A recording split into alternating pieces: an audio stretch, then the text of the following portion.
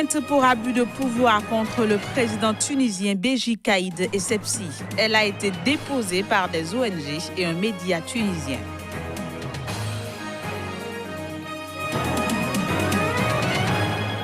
Enquête sur l'assassinat de l'ex-chef des renseignements rwandais Patrick Karegeya. Elle débute ce mercredi en Afrique du Sud.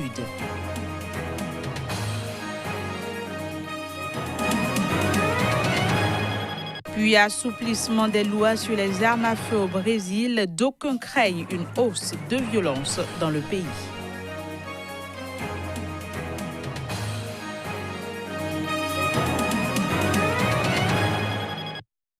Voilà, c'était là les titres de cette édition. Bienvenue à toutes et à tous. Des ONG et médias tunisiens ont déposé une plainte pour abus de pouvoir contre le président tunisien Béji Caïd Essebsi. Et ce après la grâce accordée à un cadre du parti cofondé par le chef de l'État dans une affaire de corruption remontant à l'avant-révolution. Les précisions, ce sera dans cet élément.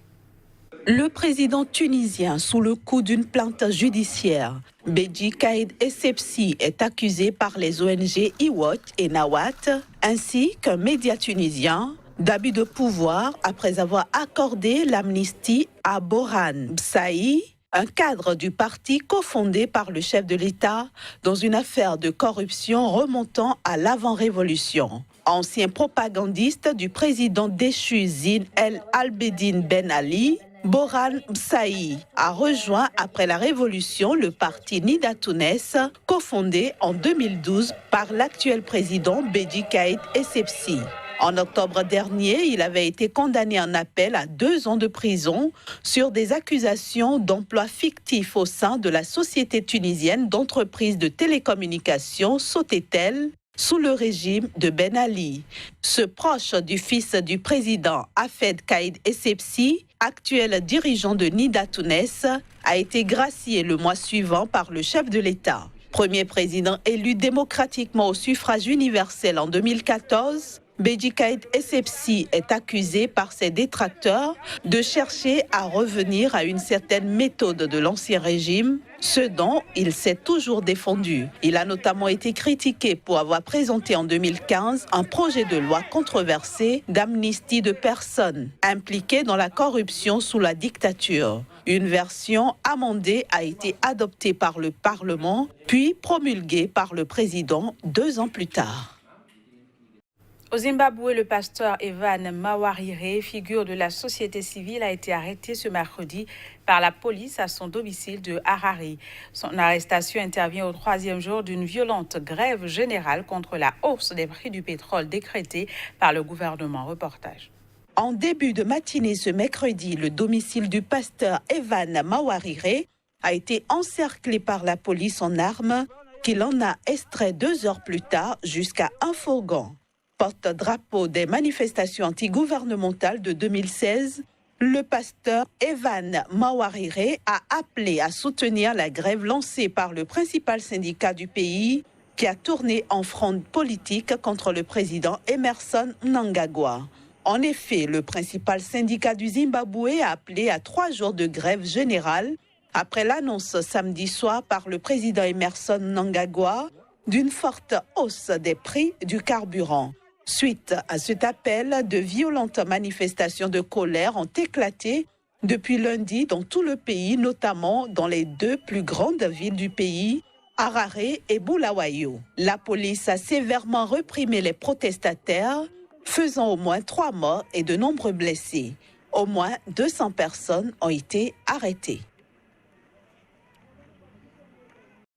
L'enquête sur l'assassinat de l'ancien chef des renseignements rwandais Patrick Karegeya débute ce mercredi au tribunal de première instance de Randbourg en Afrique du Sud et durera 16 jours. La famille du chef espion tué en exil a tenu en prélude un point de presse à Johannesburg avant le début de l'enquête sur le meurtre. Reportage. C'est le tribunal de première instance de Randbourg qui connaîtra du dossier du meurtre de Patrick Karegeya. L'enquête qui débute ce 16 janvier pour une durée de 16 jours donne de l'espoir aux proches du chef espion rwandais assassiné en exil qui ne cesse de réclamer justice.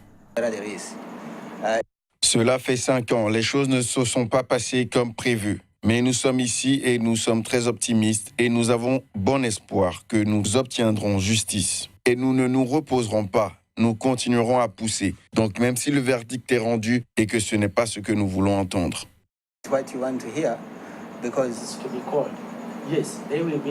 Oui, il y aura des témoins et l'accusation le 1er novembre. L'année dernière, ils ont dit qu'ils avaient plus de 30 témoins à comparaître. Donc oui, il y aura des témoins qui comparaîtront devant le tribunal.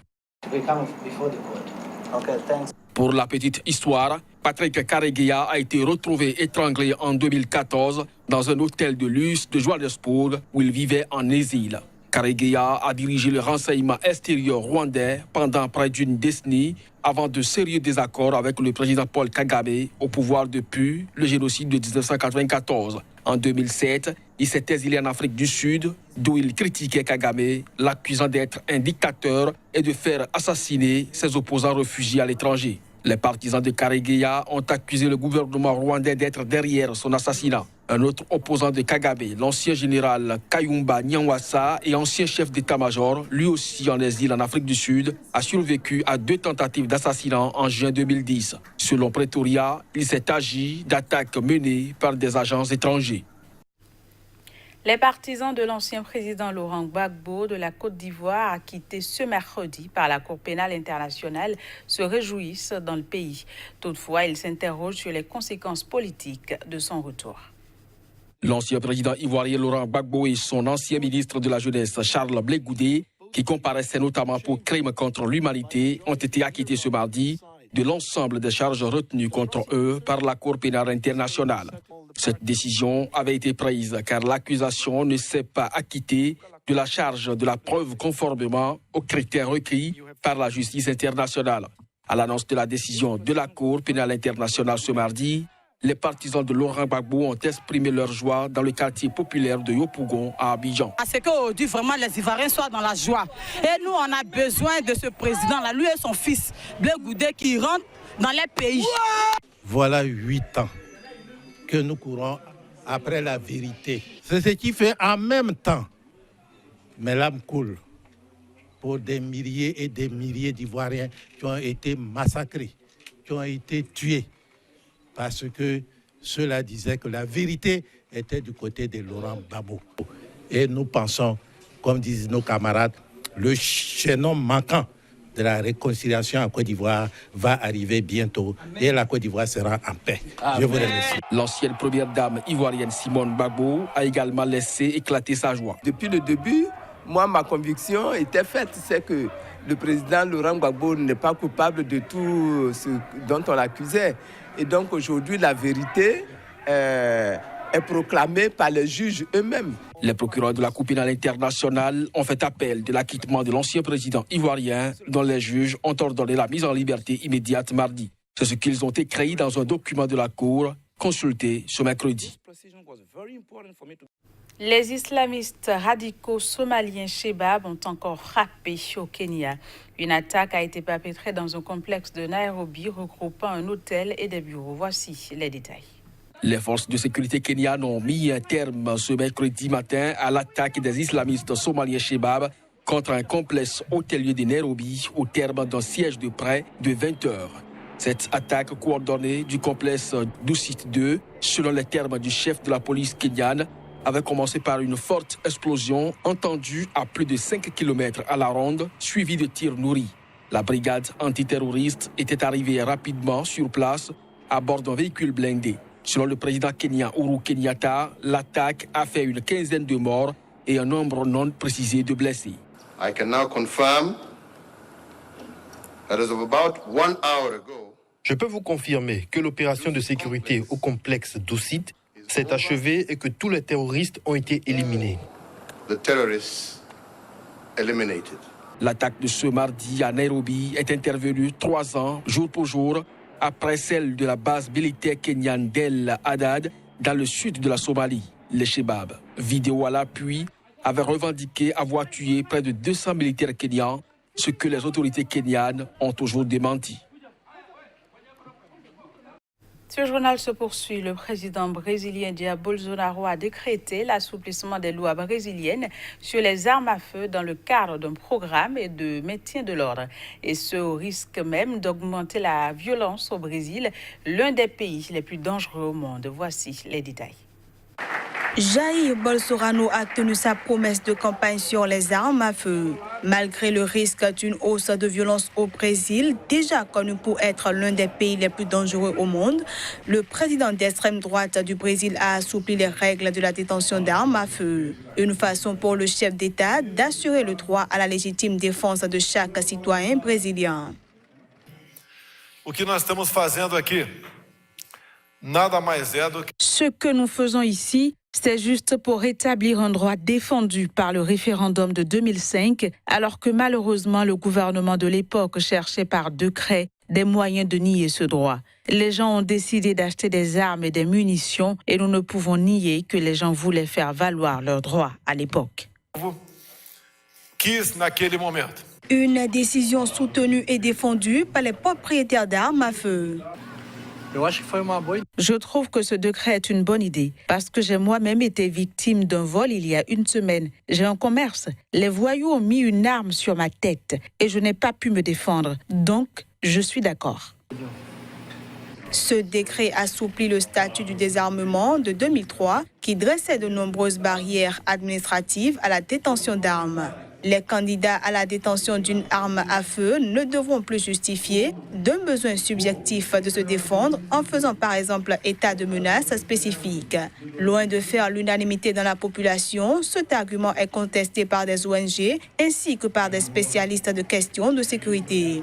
Un sondage fin décembre de l'Institut Datafolha montrait que 61% des Brésiliens étaient opposés à la détention d'armes par la population contre 55% au moment de la précédente enquête de ce type en octobre.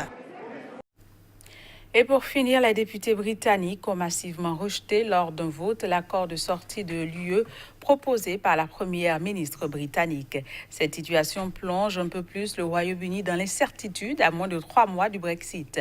Nous vous invitons à suivre la réaction de Theresa May au Parlement suite au rejet. Il est clair que la Chambre n'appuie pas cet accord, mais le vote de ce soir ne nous dit rien sur ce qu'elle appuie. Tout d'abord, nous devons confirmer si ce gouvernement a la confiance de la Chambre. Je crois que oui.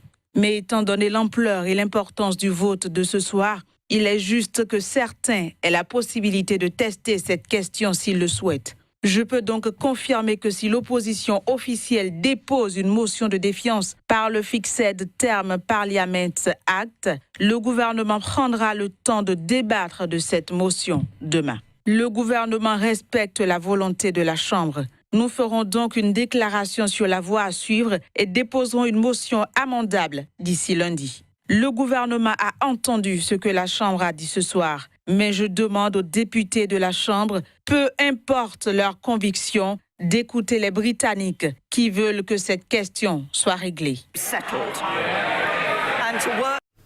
Voilà, c'est la fin de ce journal. Merci d'avoir été de notre revoir et à très bientôt.